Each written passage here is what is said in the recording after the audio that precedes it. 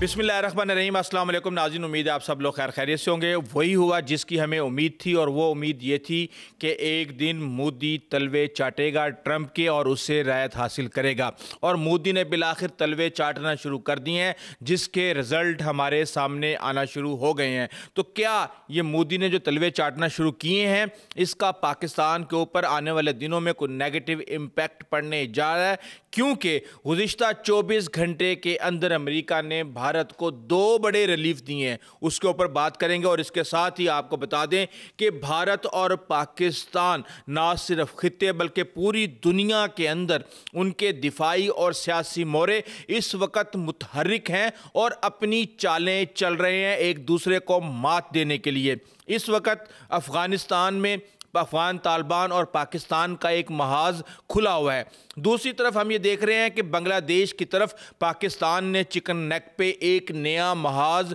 खोल दिया है। तो जहां पाकिस्तान और भारत पूरे खित्ते के अंदर अपनी चालें चल रहे हैं, उसके साथ ही दिफा के मैदान से बड़ी खबरें आ रही हैं। और इस वक्त सोशल मीडिया के ऊपर पिछले 3 दिन से बहुत ज़्यादा खबरें आ रही हैं कि पहले कहा गया कि आसमान के ऊपर जो कोसे कज़ाब बना था वो हाइपरसोनिक मिसाइल का तजर्बा था, और अब तो उसके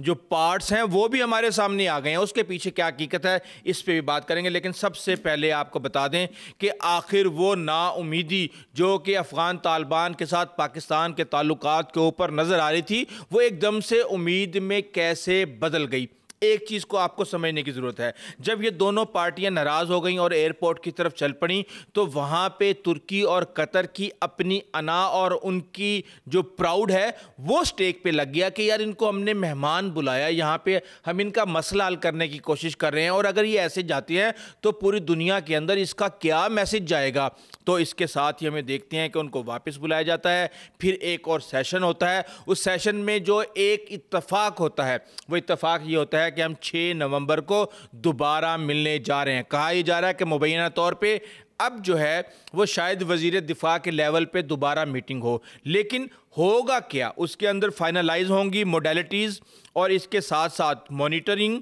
और पेनलाइज करेंगे बॉर्डर ट्रूस वायलेशंस को। यानी कि एक मैकेनिज़्म बनाया जाएगा कि वहाँ से हमला होगा तो हम क्या सबूत फराहम करेंगे, उनके खिलाफ क्या कार्रवाई हुई, और एक डॉक्यूमेंटेशन का एक प्रोसेस की बात की जा रही है। लेकिन हम ये देख रहे हैं कि एग्रीमेंट जो है वो साइन हो गया, और वो एग्रीमेंट सिर्फ ये साइन हुआ है कि हम 6 नवंबर को आ रहे हैं और हमने आके ये मामला तय कर रहे हैं, लेकिन ठोस अभी तक कुछ भी नहीं हुआ। जबकि पाकिस्तान ने इस हवाले से कह दिया है कि पाकिस्तान जो है वो अफ़गानिस्तान के साथ मज़ीद कशीदगी नहीं चाहता, ताहम किसी भी जारियत का भरपूर जवाब दिया जाएगा। इसका एक सिंपल सी बात है, पाकिस्तान वाज़िया कर चुका है कि अगर कोई भी हमला अफ़गानिस्तान की सरजमीन से प्लान होता है और एग्जीक्यूट होता है पाकिस्तान के अंदर, तो पाकिस्तान अफ़गानिस्तान की सरजमीन पे जाके उनका कला कमा करेगा। इसके साथ ही हम ये देख रहे हैं कि यहाँ पे ज़बीहुल्लाह मुजाहिद ने भी कहा जी कि हम बड़े अच्छे ताल्लुकात चाहते हैं, लेकिन साथ में उन्होंने ये भी कहा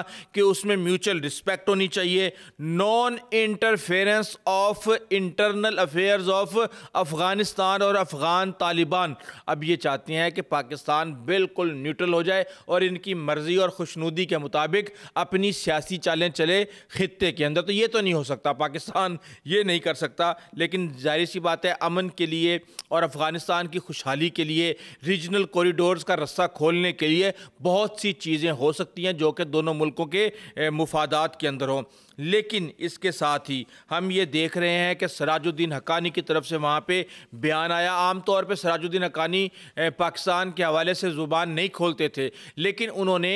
ख्वाजा आसिफ की स्टेटमेंट के बाद अपनी वही पुरानी जो धमकी है कि सल्तनतों का कब्रिस्तान और इस तरह की चीज़ें बताईं, लेकिन उन्होंने साथ में इस ख्वाहिश का इजहार किया कि वो पाकिस्तान के साथ अच्छे ताल्लुकात चाहते हैं बराबरी की सतह पे। लेकिन अब जो हमें खबरें आ रही हैं उसमें कहा यह जा रहा है कि इस वक्त सिराजुद्दीन हक्कानी ही सबसे बड़ी वजह बने हुए हैं, क्योंकि गुल बहादुर समेत जो टीटीपी के लोग हैं उनका इनके साथ बहुत ज़्यादा रिलेशन है, और पख्तियार खोस्त के अंदर जो इनकी प्रेजेंस है वो हक्कानी ग्रुप की मदद के बगैर नहीं हो सकती। तो बात यह है कि अब जो होगा वो ये होगा जी कि क्लियर, वेरीफाइएबल और इरिवर्सिबल एक्शंस जो हैं ٹی ٹی پی کے خلاف وہ افغان طالبان لیں گے جو ہمارا پہلے دن سے ایک ڈیمانڈ افغانستان کے لیے چل رہی ہے، لیکن وہ اس کے اوپر کچھ بھی لکھ کے دینے کے لیے تیار نہیں ہے، جبکہ پاکستان یہ چاہتا ہے کہ قطر اور ترکی کو ثالث بنا کے اور یہ فیصلہ کروایا جائے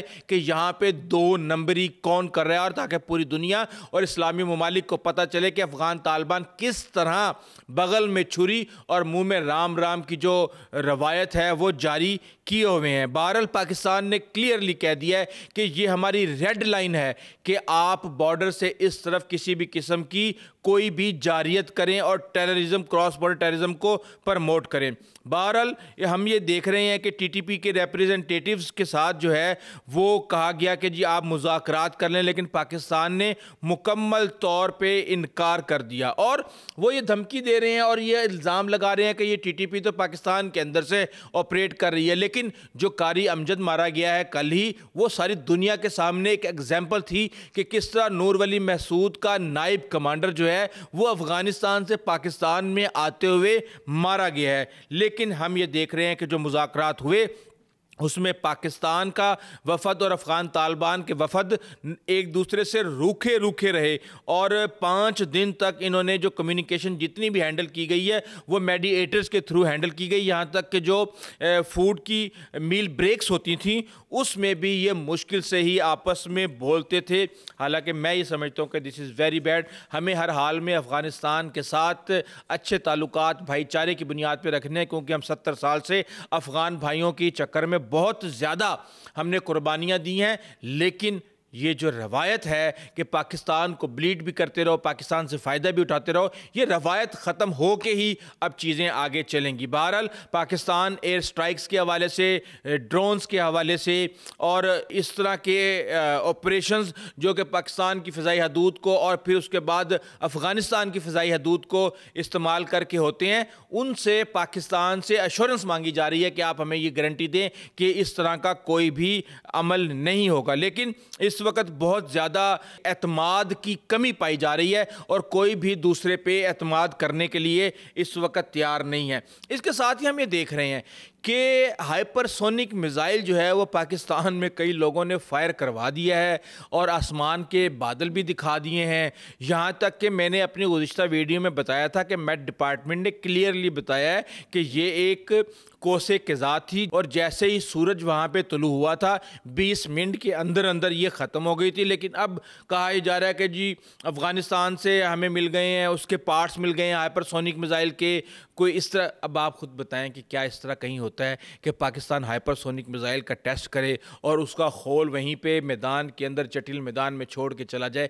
اس طرح کہیں پہ بھی نہیں ہوتا۔ میرے خیال سے آپ اپڈیٹڈ رہیں، لیکن وہ لوگ جو کہ آپ کو اس طرح ایکسیپشنلی آپ کے جذبات کے ساتھ کھیلتے ہیں ان سے ذرا اگر بچے رہیں تو بہتر ہے۔ لیکن دوسری طرف ہم یہ دیکھ رہے ہیں کہ بھارت کو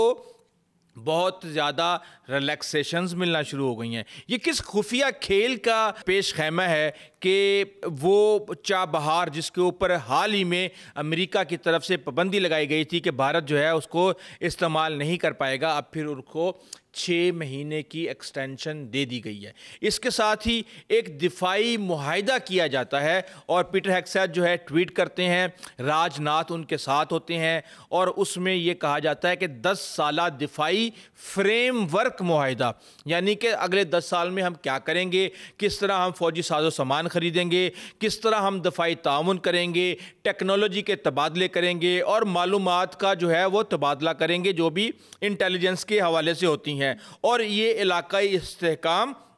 اور مشترکہ سلامتی کے لیے اس کو استعمال کریں گے۔ تو میں آپ کو بتا دوں کہ بات یہ ہے کہ ٹرمپ، آپ کو پتہ ہے، انگلی اگر سیدھی سے کام نہ نکلے تو ٹیڑھی انگلی سے وہ اپنا کام نکالنے کی صلاحیت رکھتے ہیں۔ انہوں نے بہرحال مودی کو سیدھا کر لیا ہے۔ مودی نے جو ایشورنس دی تھی کہ ہم اب رشین آئل نہیں خریدیں گے، تو خبر یہ آئی کہ وہ 2 کمپنیاں جس کی روس کے اوپر پابندی لگائی گئی تھی کہ ان 2 کمپنیوں کے اوپر امریکہ نے پابندی لگا دی ہے، جو بھی اس کے ساتھ تجارت کرے گا ان کو جو ہے نقصان اٹھانا پڑے گا، تو وہ ان کے جو شپس تھیں آئل کی وہ رستے سے ہی مڑ گئیں۔ جب وہ رستے سے مڑیں تو اس کے بعد یہ خبر آئی کہ چابہار جو ہے اس کو 6 مہینے کے لیے استعمال کرنے کی اجازت دے دی दी गई है, क्योंकि ये इस वक्त सेंट्रल एशिया तक पहुंचने के लिए भारत की शाहराह है। और बड़ी बड़ी ड्रामे कर रहे हैं मेजर गौरव आर्य जैसे लोग कि जनाब अब तो हम यहाँ पे बनाएंगे INSTC कॉरिडोर, यहाँ से बम्बई से जाएगा सामान सारे का सारा